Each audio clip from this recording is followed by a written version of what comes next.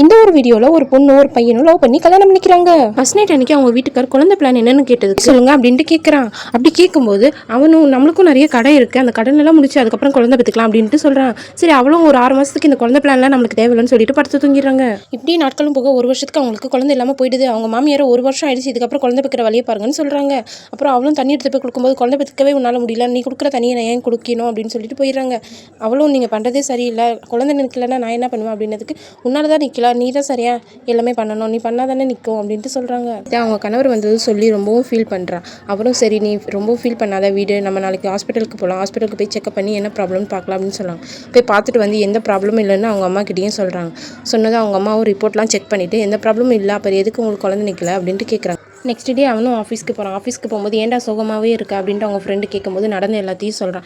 இந்தமாரி என் ஒய்ஃபுக்கு ஏதாவது ப்ராப்ளமாக என்னன்னு தெரியல, அவங்களுக்கு குழந்தையே நிற்கல அப்படின்னு சொல்லும்போது ஏன்டா உனக்கு ப்ராப்ளம் இருக்காதா, ஒரு தடவையாவது ஒன்று செக் பண்ணி பார்க்கலாம்ல அப்படின்னு சொல்லும்போது அவனுக்கு யோசனை வந்து ஆமாம் நம்மளும் இத்தனை நாளாக நம்ம ஒய்ஃப்க்கு தான் செக் பண்ணிட்டு இருந்தோம் அப்படின்னு சொல்லலாம். சரி நாமளும் இத்தனை நாளாக நம்மளுக்கு செக் பண்ணாமல் இருக்குமே, வீட்டுக்கு போய் ஒய்ஃபை கூப்பிட்டு செக் பண்ண போகலாம் அப்படின்ட்டு வீட்டில் போய் அவங்க அம்மா கிட்ட ஒய்ஃபை கேட்கும்போது அவள் எங்கே போனான்னு எனக்கு தெரியல, அவள் எங்கே போனாலும் என்கிட்ட சொல்லிட்டா போகிறா அப்படின்னு சொல்கிறாங்க.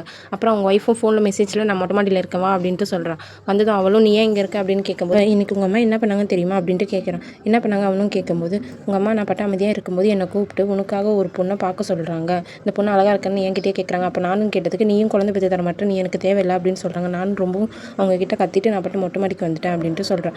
அதுக்கும் அவன் வந்து நீ மேலே வா, நான் போய் அம்மாண்ட கேட்குறேன் அப்படின்ட்டு கூப்பிட்டு போகிறான்.